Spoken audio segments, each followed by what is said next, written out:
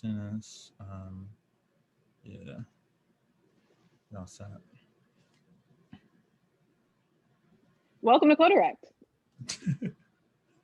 Oh, did you start? Okay, cool. Yeah.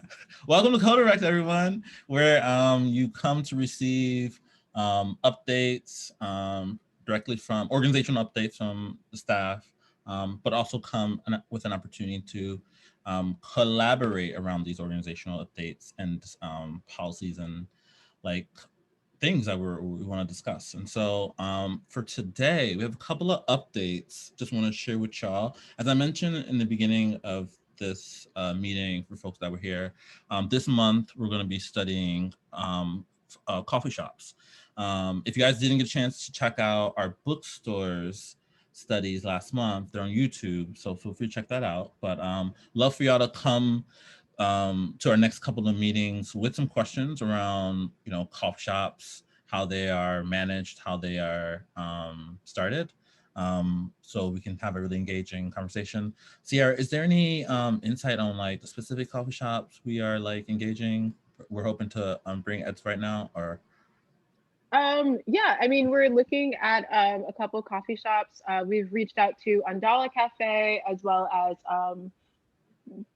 Bus Boys and Poets, and a couple others. So we will have more information on that at the end of the week. Oh, yeah. So just want to give y'all a heads up about that. In addition to that, as you guys know, there's a staff observer for every member team that we have sort of active right now.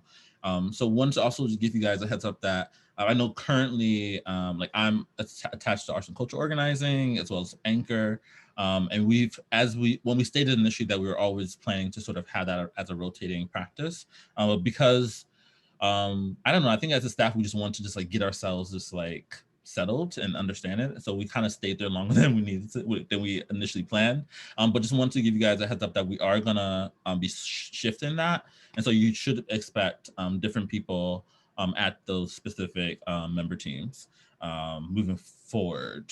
I don't know if we're starting this month. Yeah, I think we're starting this month. So just FYI. And we haven't we're not certain exactly where people are going to be, but it's going to be different. And then lastly, just want to give y'all an update. I think I sort of talked about this a little bit, but of course we have our citywide vote happening right now.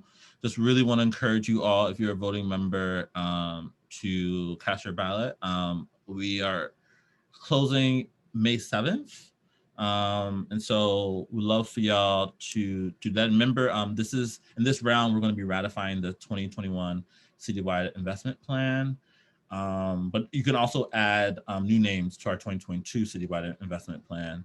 So just really want to give you guys, just remind you all to check it out. We need 51% to make this vote binding. And so really just want to continue to move forward toward that. There's a couple of different things coming down the pipeline that are going to help us move that. So please look out in your email for that type of that notice. Cool. So I'm gonna pass it. If there aren't, well, this is not meant to be discussions. I don't want to. Any questions? I can clarify anything that's helpful.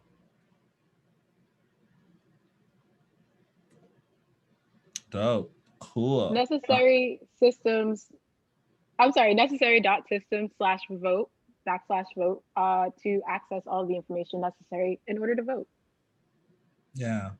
Thank y'all. And I will pass it to Nia Jenny to get us started with our member team rollout discussion. Excellent, thank you. And I see your question in the chat, Erica, so that'll be a nice segue. Thank you, Sierra and James. Each member team is slated to meet once a month.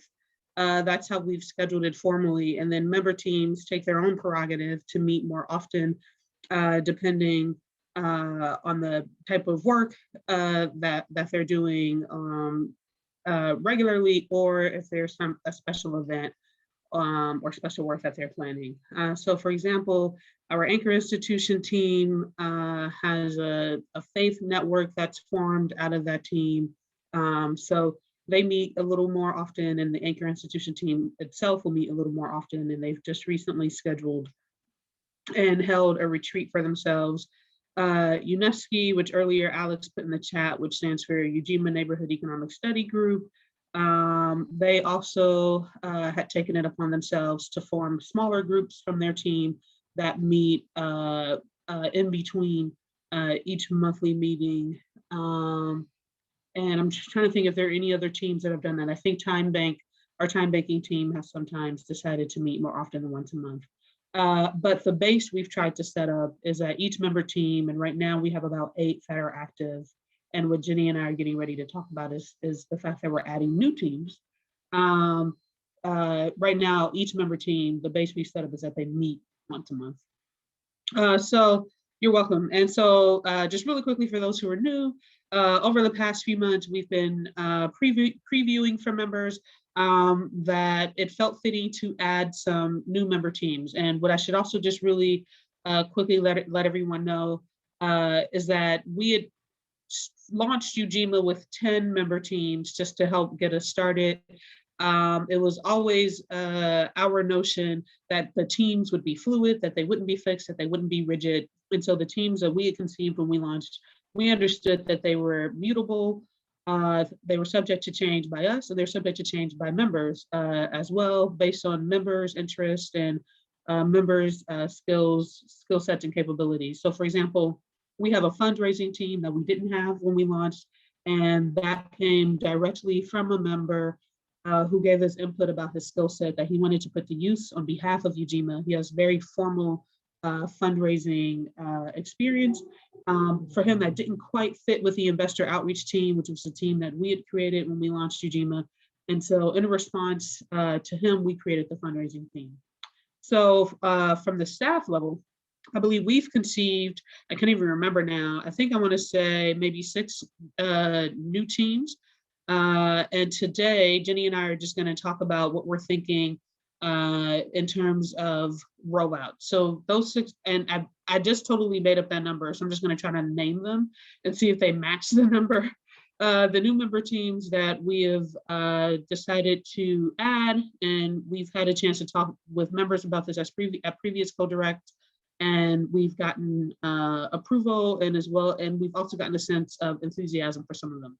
So we are going to be creating a member engagement and member organizing member team, coalitions, policy and organizing, coalitions, policy and grassroots organizing member team, a wellness member team, and is that it? I see you, it looks like you're checking, Johnny, or maybe you're just going from memory. I see you nodding. That may be it. And then we're having a conversation about whether or not UNESCO morphs into a participatory planning team. And so we'll be having conversations at the staff level, and we've also asked UNESCO to help us think about this, about the relationships between the UNESCO team, what a participatory planning team would be, and a financial education team, which was an original team that just didn't really take off that well. But we, thank you, Jenny. But we feel like now with more staff capacity, we can maybe be helpful in having a financial education team reconvene and do some really neat things.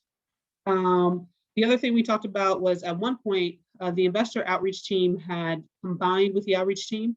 And so our recommendation was that we reverse that merge, and that the outreach team becomes a properly an outreach team. And so that's something we're going to work on later on down the line. And our investor outreach team is now an investor relations team. And then finally, the last one that I forgot to mention, thank you, Sierra, was we also talked about a fund management committee. And so this is coming out of what would it look like for the pipeline process or the deal sourcing process to really be one that was held by community. And so our thought was, well, maybe we're also looking at a fund management committee. So if I look at Sierra's comment, that is 1, 2, 3, 4 new teams, and then 2 teams that are undergoing some permutations. So we can't do that all at once. So what the staff team has decided is we're going to roll out 2 new teams per quarter to be as thoughtful and as intentional as possible about it. And the 2 teams that we decided to start with were the member engagement and member organizing team and the coalition's policy and grassroots organizing team. When we talked about these 2 teams in previous co-directs, or when we talked about this in previous co-direct, it seemed like these 2 teams had the most enthusiastic response. So that's one reason we're starting with these 2. Also, the coalition's policy and grassroots is very timely with the work that we're doing. A lot of coalition work emerged out of the pandemic. So we want to make sure we're good, effective coalition members. And then some of our pre-existing coalition work ramped up.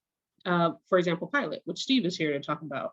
And then finally, it's our thought that starting with a member engagement and member organizing team and getting that built up well will then help us to then roll out teams after that. That'd be one of the purviews of that particular team. The last thing I think I'll say, because I do definitely want to be cognizant of time, and I will pause for questions just about the rollout, is we are trying to have a couple of launch meetings this week. We have set the date for the member engagement and member organizing team launch. That'll be April 15th. We still have to set the date for the coalition's policy and grassroots organizing. One of the things that we would like to see happen to start off strong is we've said we want to be able to have a minimum of 5 members sign up for each of these teams to help us launch. And so again, as I said, when we talked about, okay, we want to add some member teams and we want to make some changes, seems like there was some particular enthusiasm for these 2 teams. So definitely hoping that enthusiasm translates into making an effort to help shape the team. So we have sent out a couple of emails that have sign-up forms, and I don't know if Sierra, you want to try to locate the sign-up forms really quickly and drop it in the chat. But again, really want to, invite you to consider helping us to launch off these teams strongly. And I'll stop there. I'll see if Jenny wants to add anything. It occurs to me, Jenny, I know you had some thoughts about kind of like, maybe some skill sets and the type of people that we think would be kind of great to be able to start with, and then we'll pause for questions. And then we'll go to the next topic. Thank you, Mia.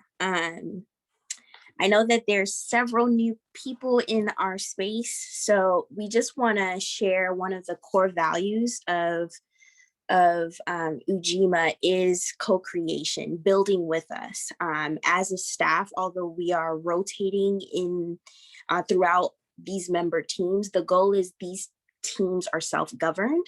So that's why we are presenting this to you guys during this co-direct. And like I said, this is exciting. It means that we're growing, and I'm so excited for that.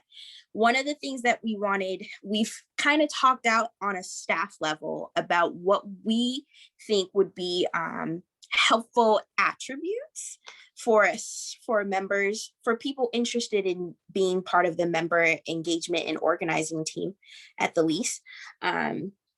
Because sometimes you hear all of these teams and you're still exploring which team makes sense. So these are the qualities, if it makes sense for you, for member engagement and organizing. If you love community and relationship building, if you consider yourself a connector, this might be the team for you. Love talking to people and connecting. You're organized with a mind for process building, because we envision a lot of supporting in this team there's a lot of brainstorming. Come on April 15th, plug, okay?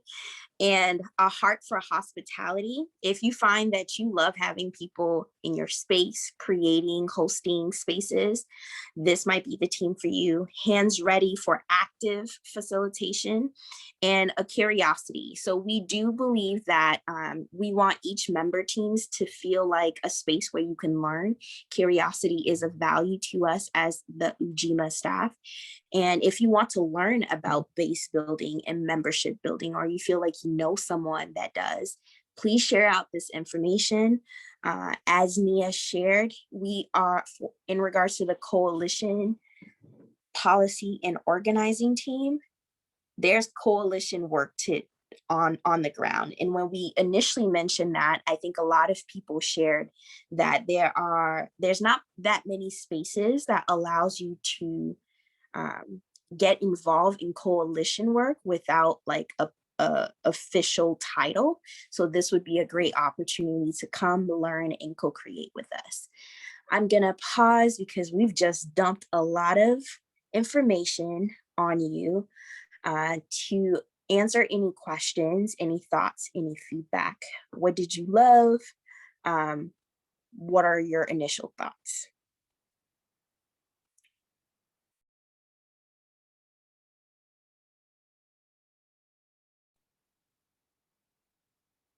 And feel free to unmute yourself and share your thoughts.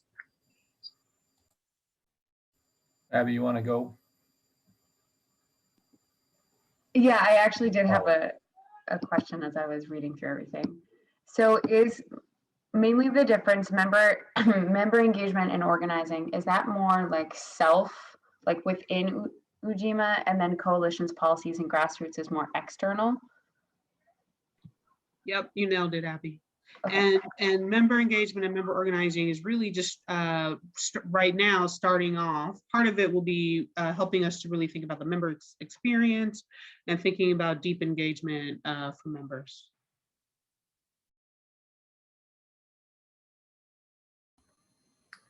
I was going to ask about, I'm interested in the coalition building because I think that's definitely part of what we all need to be doing. And just, off the top of your head, gang, what kinds of groups are you hoping to coalesce with? Well, we can talk about who we are coalescing with right now. So we're members of the Black Mass Coalition, along with BECMA. It's led by BECMA, City Life Vida Urbana, Families for Justice is Healing, King Boston, and Young Abolitionists. So that's one of the coalitions I've talked about that's emerged out of the pandemic. We're also members of Coalition for an Equitable Economy. So what I should say, and yeah, thank you. Yay, Sierra. Sierra's dropping links in the chat, so I don't have to be super long-winded. We're also members of Coalition for an Equitable Economy, along with, again, BECMA, with Foundation for Business Equity, LISC Boston. It's quite a few orgs there, Amplify Latinx. Quite a few orgs on the kind of business service side of things. We're also members of, what's this? I'm trying to remember acronyms. Everything is an acronym. What'd you say, Sierra? Sierra, what'd you say?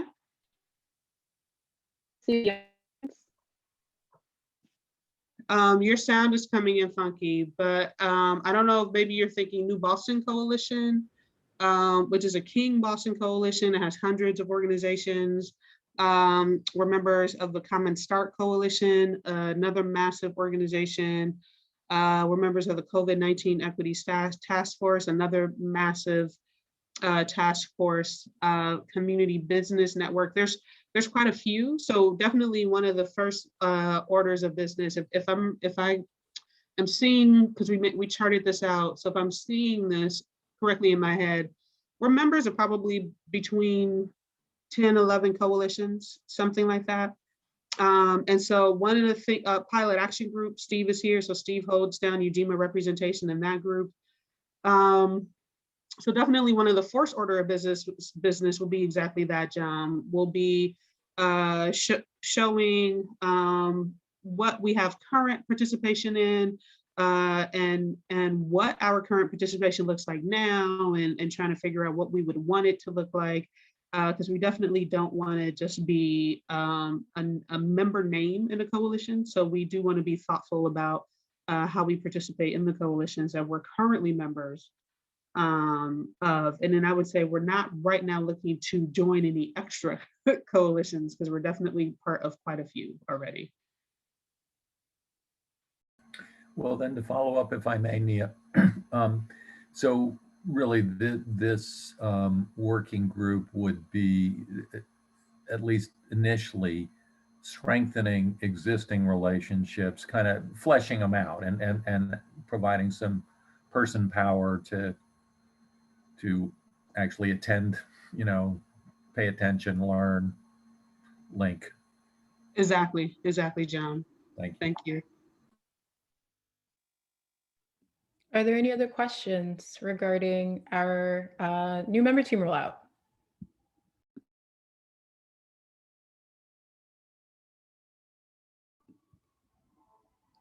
Awesome. So I'm just gonna share my screen really quickly. Can everybody hear me? And does my sound good now? Okay. Sweet. So another thing on our list was to talk about our endorsement policy. Woo! Endorsement policy in action. So if y'all remember, I think it was last year, late last year, a couple months back, we talked about the fact that, at the time Ujima didn't have an endorsement policy, but now we're going to enact our endorsement policy. So we have two things on the docket. Steve is here to help us discuss pilot.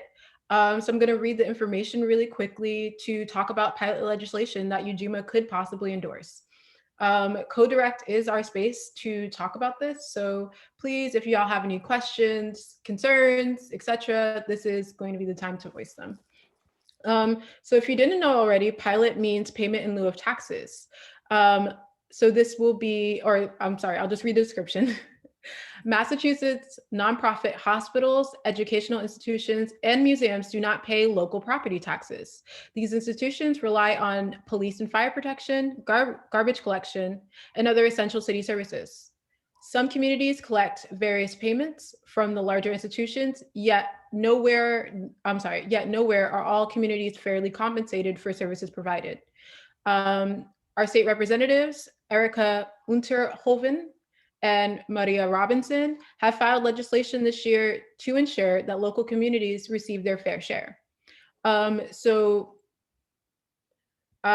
is the first one endorsed by Erica and and Adam, our representatives, would establish the right of local cities in Massachusetts to pass binding resolutions that would require pilot payments of up to 25% of standard property taxes. And the second piece of legislation would finance a study to document how many hundreds of millions in revenue are lost due to a lack of enforceable pilots statewide.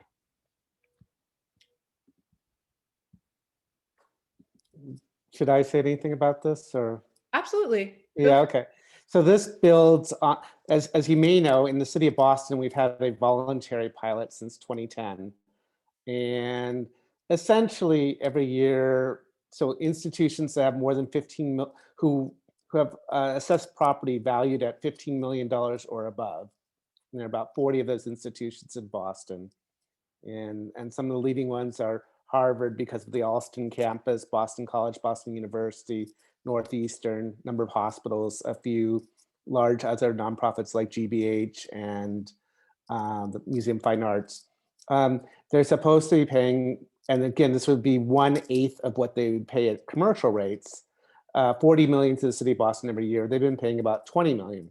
They're also supposed to provide community benefits of 40 million. They all claim to do this, but there's zero accountability.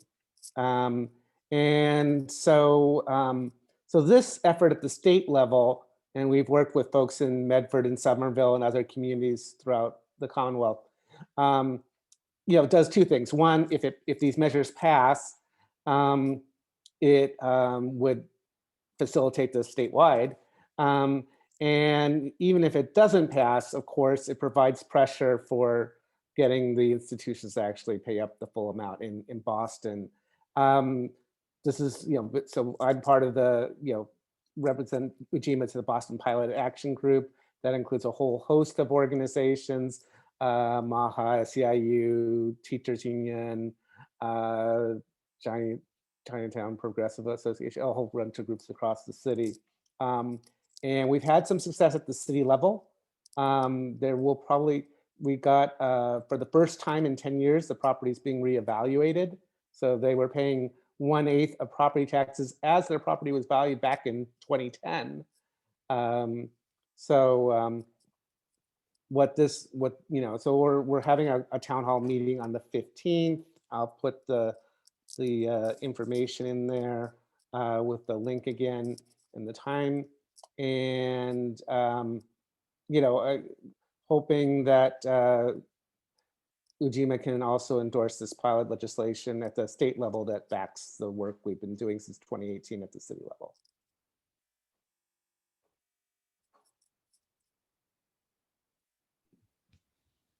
So if anyone has any questions or comments, you can, write it in the chat, unmute yourself, or use the raise hand function.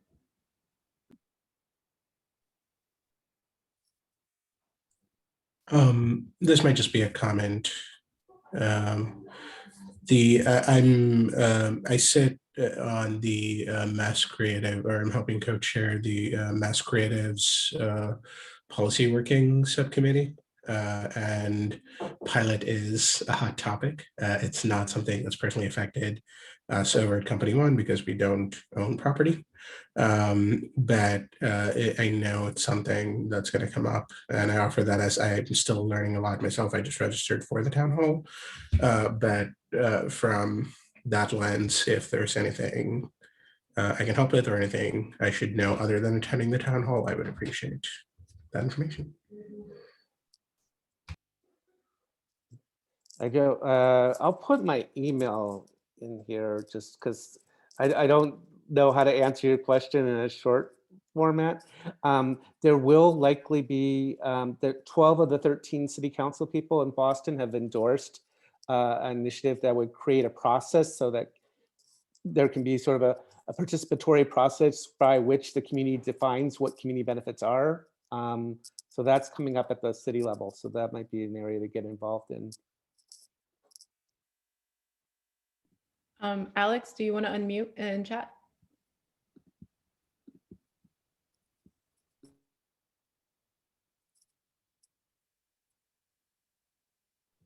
And I have to say really quickly, I just dropped the website for the pilot action group into the chat too. Well, that was a good idea. I should have done that.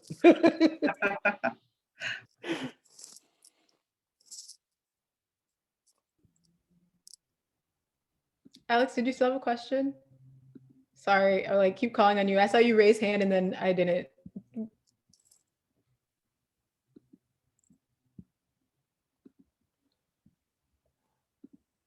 Okay. I'll just say, because maybe this is obvious, but these are resources that are not going to health, housing, education, transportation. That's really what's at stake here. Yeah, absolutely. Well, thank you, Steve. So as Sierra said, because we want to hear from Martha. I was about to say Monica. We want to hear from Martha about their request. This is part of our still shaping endorsement policy process. So we just want to make sure that because we are a member-based organization, that when we do endorse or not endorse, that it isn't a top-down decision, or it isn't something that reflects one person's perspective. So we really just want to make sure we can comfortably say we think we're pretty sure membership would say, yeah, you made the right call on this. So what I'm sitting here with, it doesn't seem like, what I've not heard are any strong objections to endorsing either one of these. I feel like I would be pretty ready to have Ujima easily endorse HD 2068. I would want to have a little more conversation, Steve, about HD 3207 and just kind of talk about the decision to go ahead and say, yeah, let's make it binding, and just what the conversation has been about, I guess, if there would be any reasonable opposition. We know how the voluntary program has worked out for Boston. And I would just want to, I guess, hear a little more about what the coalition's thoughts are about what issues would come up in actually making this mandatory? I mean, I don't know if I can speak for the whole coalition, but I'll give it a quick shot. I mean, clearly there's going to be opposition. Like, you know, if you want me to guess which one's going to pass at the state level, it's the second one, the 2068, and then maybe later on something like 3207 will pass. I mean, we can be sure that universities and hospitals will oppose you know, this is we're setting it up as a fee, not a tax. So we believe it's constitutional, just to be clear. It's also true that the federal government, for better or worse, in 2017 created a tax on university endowment. So, I mean, just because you're nonprofit doesn't really mean what people think it means. It doesn't mean there can't be taxes. But there, you know, you're going to get a lot of opposition from university and hospital lobbyists, particularly universal lobbyists, I suspect, on 3207. You know, so I don't think there's anything. I mean, it would, in my mind, it's like this. I mean, we don't get to you know, imagine we had voluntary taxes for all of us. You know, that wouldn't be taxes. So there's something that's kind of fair about having a standard that everyone's held to. You know, it'd have to be passed by the municipality. There would be the option under the law to do what we do in Boston, which is say that half of it can be in the form of community benefits. That's part of the legislation. So it's really modeled after the Boston legislation, but saying, you know, in the way Boston's supposed to work is it's supposed to be good faith. You know, yes, it's technically voluntary, but you're supposed to do what you said you were going to do. And of course, that hasn't been what happened. Right. Thank you, Steve. And then I think just a way to wrap up this conversation is just to, Steve said it at the outset, Ujima is a member of this coalition of the Pilot Action Group. Steve is a great representative of Ujima in that coalition. And the other coalition that I mentioned earlier, Black Mass Coalition, Pilot is a part of our platform as well. And so this aligns with the work we've been doing in that coalition. Whereas with while Pilot Action Group had initially been focusing on Boston and has now kind of coalesced with other cities, as Steve mentioned, in the Black Mass platform, we said, following Boston's example, make it statewide. Gonna call on Abby and then ask everyone else to send emails. Unfortunately, because we do have to make it to our second endorsement request. Okay. Sorry, I'll try to make it a quick question. Steve, do you know at all if the study would look into like offsetting the benefits that these anchor institutions give to the community? Like try to find some way to monetize arts and cultural benefits and all that? I believe it's just a property study. So I could be mistaken, but my understanding is it's just a question, because I mean they're pretty good at identifying what their benefits are, but it's really what is the dollar amount that the property would go to the Commonwealth and to municipalities. That's I think the question in the study. And it was done, a similar study was done, but it was done about 20 years ago, so it's tremendously out of date. Mm-hmm. Thank you so much, Steve, and everyone else. So we're going to get to our second exercise. We're finally getting to use our endorsement policy. This is awesome. Fossil fuel divestment Harvard. So last month, actually just after Codirect, we were asked by Martha, and I'm going to ask you also if you could speak on this one. We were asked to sign on to a complaint that was directed to our Attorney General. And it deals with the failure of the Harvard Corporation, the university's highest governing body, to comply with the 2009 Uniform Prudent Management of Institutional Funds Act. So I'm just gonna ask you, Martha, if you could just come up and speak with us a little bit about this. Yeah, absolutely. Yeah, and thanks again for inviting me to your meeting. This has been so lovely to attend. I actually work at a worker-owned coffee shop in my hometown in North Dakota.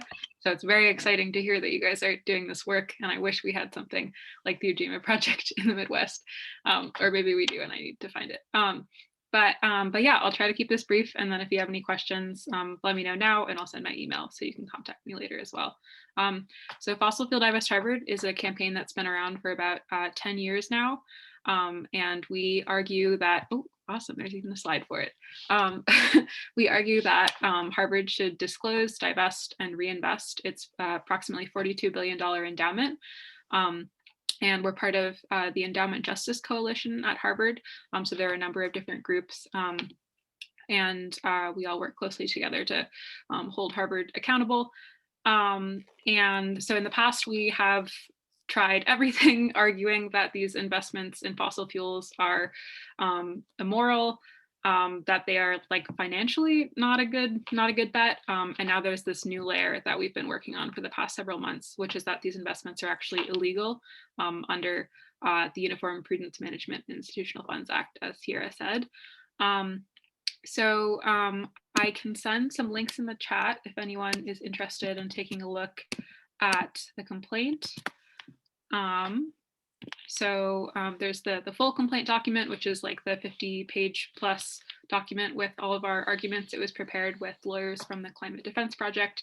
And then there's a 1-pager, which I think is actually a 2-pager, but it's basically just an explanation of what this tactic is and what it means. And then we have an announcement video that was put together with some help from Fossil Free Media.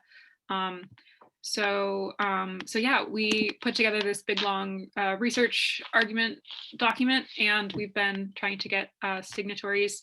We have a number of alumni and faculty, community members, community organizations, and we think it would be really powerful if Ujima Project signed on. And I guess beyond that, we would really love to work with you all on any other projects that that you have going, even if it's just like if you need some volunteer work done. We really appreciate the work you all are doing and want to support however we can. So yeah, does anyone have any questions? I can also send my. Yeah, and we do have a little bit of time to take 1 to 2 questions if anybody wants to use the raise hand function or drop it in the chat. And I ask a question, Martha. So can you just talk about, and Sierra, do you mind going to the previous slide?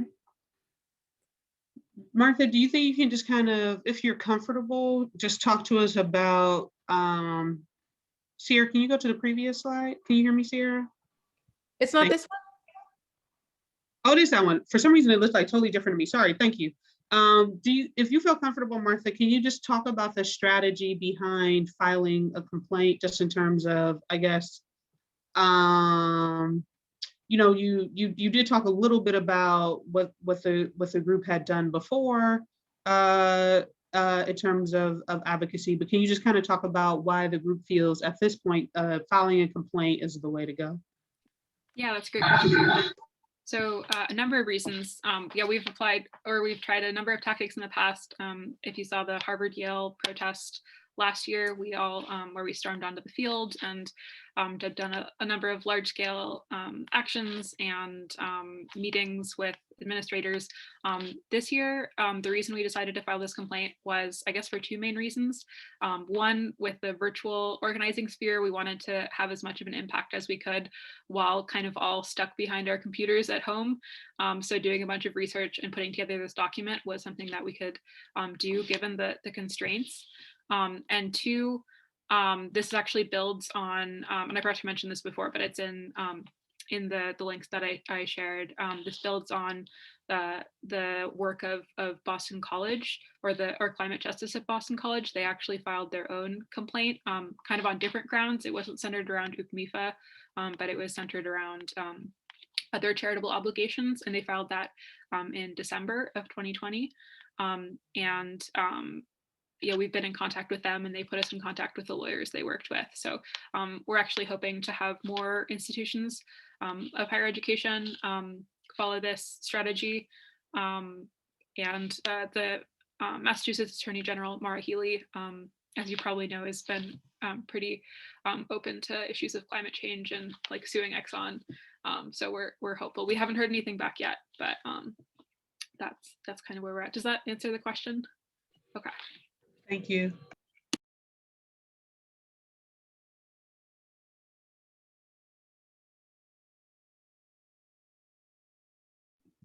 We do have time for one more question. We're a little bit over time, but I will take one more question if anyone has one.